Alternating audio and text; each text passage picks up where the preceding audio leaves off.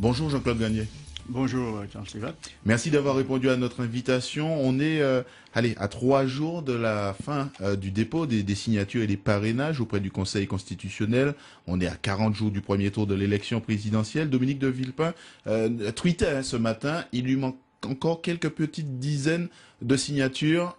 Quel est le point ce matin? Oui, alors aux dernières nouvelles, il nous en manquait encore une vingtaine. Mais j'espère bien qu'on va y arriver, puisque déjà ici pour la Martinique, demain matin, un émissaire partira avec une dizaine de signatures de Martinique. Et puis, on espère que les gens vont prendre la décision de soutenir un ancien Premier ministre. Vous avez vu ce matin, il y a eu Marine Le Pen, le NPA qui a déposé ses signatures. Donc, je pense qu'un Premier ministre, un ancien Premier ministre comme Dominique de Villepin, qui a tant fait pour les Français, il devrait en principe avoir ces 500 signatures. Jean-Claude Gagné, est-ce qu'il y a eu des pressions sur les élus pour verrouiller le système des parrainages? Et vous parliez de la Martinique. Est-ce qu'en Martinique, il y a eu des pressions également sur les élus de notre île? Oui, c'est clair. Il y a même eu non seulement des pressions, mais des menaces. Et ça, j'en ai la preuve. J'ai des élus que j'ai contactés personnellement et qui m'ont dit avoir reçu même des courriers de l'UMP. Leur intimant l'ordre pratiquement d'envoyer les parrainages à Nicolas Sarkozy.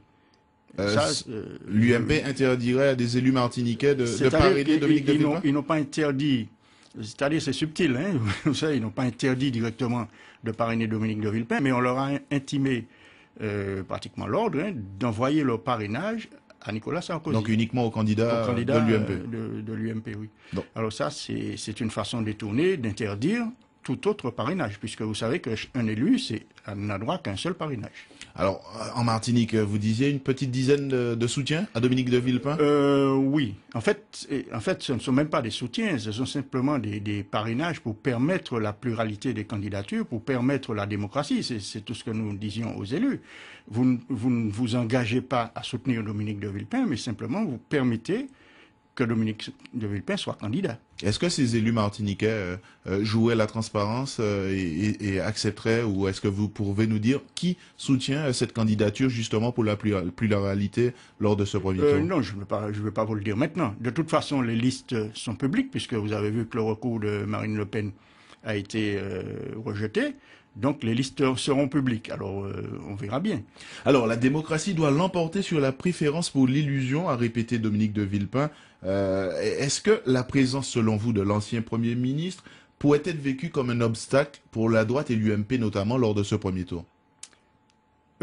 Oui, si on veut, parce que vous savez, la façon de penser de l'UMP, c'est le petit doigt sous la couture du pantalon, tout le monde derrière le chef, et il n'y a pas une tête ne doit dépasser.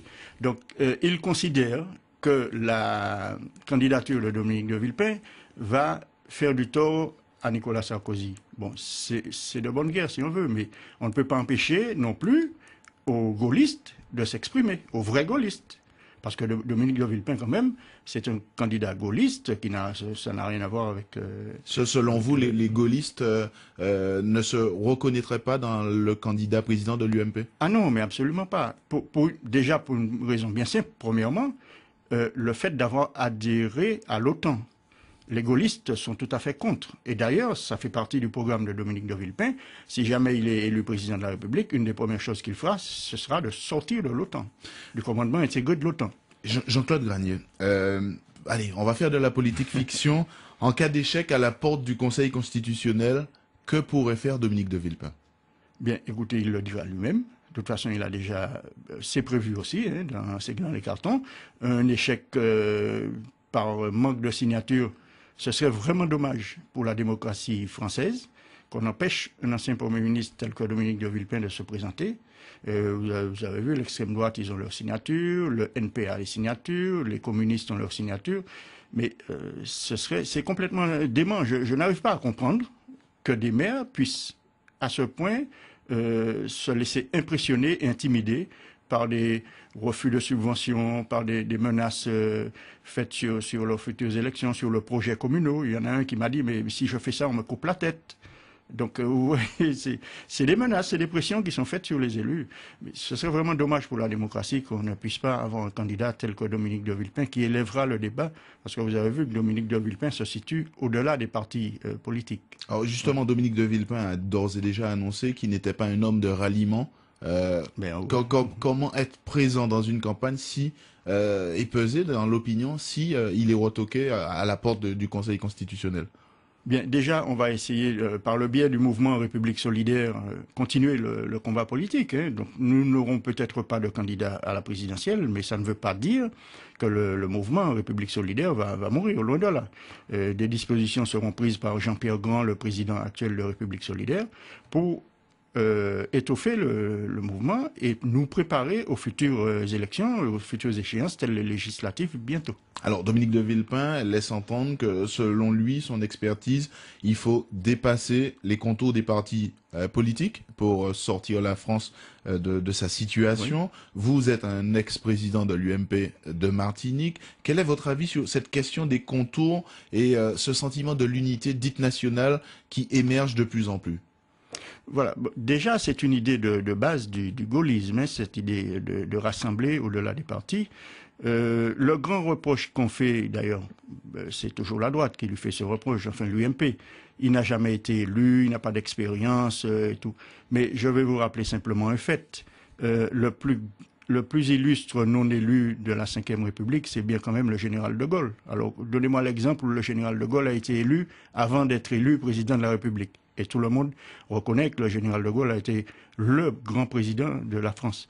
Donc Dominique de Villepin est dans la même lignée. D'ailleurs, serait-ce que par la taille, c'est le seul qui ressemble au général de Gaulle. Donc, et puis par les idées. Nous sommes gaullistes, nous défendons les principes de Gaulle, les valeurs de la République. Nous défendons la solidarité nationale. Donc le principe de Dominique de Villepin, c'est la solidarité. Vous avez tout son programme est basé sur le citoyen, la citoyenneté et la solidarité. Alors justement, sur cette France souhaitée par Dominique de Villepin dans ce projet qu'il propose aux Français pour cette élection présidentielle, on note, alors il parle beaucoup des citoyens et puis un recentrage, on va dire, 8 à 10 ministres et 8 à 10 régions. Voilà, alors son grand projet, c'est de réformer totalement les institutions françaises. Et là, évidemment, ce sera fait par un référendum, hein, parce que vous savez, les élus, ça m'étonnerait qu'ils coupent la branche sur laquelle ils sont assis. Donc, Dominique de Villepin, les grandes idées de référendum, ça a été les idées gaullistes, et Dominique de Villepin dans la même lignée. Donc, il y aura un référendum pour réformer les institutions françaises. Le grand projet de Dominique de Villepin, c'est de créer un gouvernement à 10 ministres seulement. Vous voyez déjà un petit peu les économies qui seront faites. Nous aurons aussi un projet de 10 régions sur 22. Alors, 12 régions vont sauter. Vous voyez aussi déjà les économies qui sont faites en matière d'élus. Nous aurons l'Assemblée nationale et le Sénat, une diminution par 2 des élus. Là encore, vous voyez un petit peu les économies. Déjà, avec ça seulement, le déficit de la France est pratiquement résorbé. Ensuite, il y aura le Conseil des régions, une fois par mois, qui va se réunir avec le Conseil des ministres pour que, là c'est vraiment la démocratie participative, c'est la solidarité avec les régions. Là, c'est carrément une refondation de la France? Oui, absolument. Absolument. C'est le grand projet de Dominique de Villepin de réformer les institutions. C'est pas tout à fait refonder totalement, mais réformer au moins. Nous aurons aussi, à côté de ce Conseil des régions, nous aurons le Conseil des régions d'outre-mer. C'est le seul qui s'occupe de l'outre-mer comme ça. C'est le seul aussi qui a un projet pour l'outre-mer. Je vous donne un exemple, c'est que la nouvelle collectivité qui sera programmée pour 2014, eh bien, si Dominique de Villepin est président, alors là, nous allons revoir à fond ce système, notamment le système de gouvernance et d'élection. Jean-Claude Gagné, si République solidaire s'est engagée dans la campagne, c'est parce que votre mouvement estime que le président qui est candidat a échoué en quelque part. Où a-t-il échoué principalement selon vous et notamment pour l'outre-mer? Il a joué. Alors, et je ne vais jamais pardonner ça au président de la République, c'est la création de cette nouvelle collectivité, la collectivité unique, qui est là uniquement par sa volonté personnelle. Les élus du Congrès avait demandé de passer à l'article 74. Point final.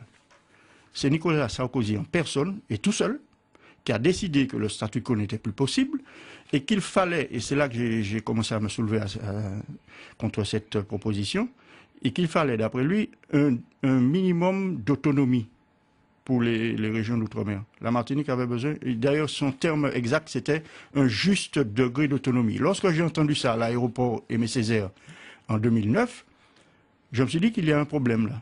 J'ai dit tout de suite au sein de l'UMP, puisque j'étais président de l'UMP, hein, qu'il y a un problème avec ça et que Sarkozy est en train de nous filer des pots de banane. Bon, évidemment, personne ne m'a écouté, ça a fait un scandale. Je me suis opposé au deuxième référendum en disant qu'il fallait voter non le 24, avec un groupe de gens qui avaient vu à peu près comme moi. Eh bien, vous voyez maintenant où nous en sommes. La démocratie est totalement bafouée avec ce mode d'élection que nous avons. Et ça, je l'avais signalé. Donc c'est le plus grand échec pour vous. République solidaire, est-ce que le mouvement sera représenté et impliqué dans les prochaines législatives? Il nous reste très peu de temps. Oui, en absolument. Martinique. Oui. Alors, les prochaines législatives, nous aurons des candidats. Et si nous n'arrivons pas à avoir des candidats dans toutes les circonscriptions, nous allons soutenir des candidats. Jean-Claude Granier sera-t-il candidat? Peut-être. On verra. Et ça, je vous le dirai en temps voulu. Mais notre priorité à l'heure actuelle, c'est de préparer la présidentielle et d'obtenir les parrainages. Alors j'ai aujourd'hui et demain pour remettre les parrainages, les derniers parrainages qui manquent. Vous avez encore espoir d'en recueillir aujourd'hui en Martinique? Oui, absolument. Oui. J'ai des rendez-vous dans quelques instants et ça va bien se passer en principe. Merci beaucoup Jean-Claude Granier. Merci d'avoir répondu à nos questions. Merci, bonne journée.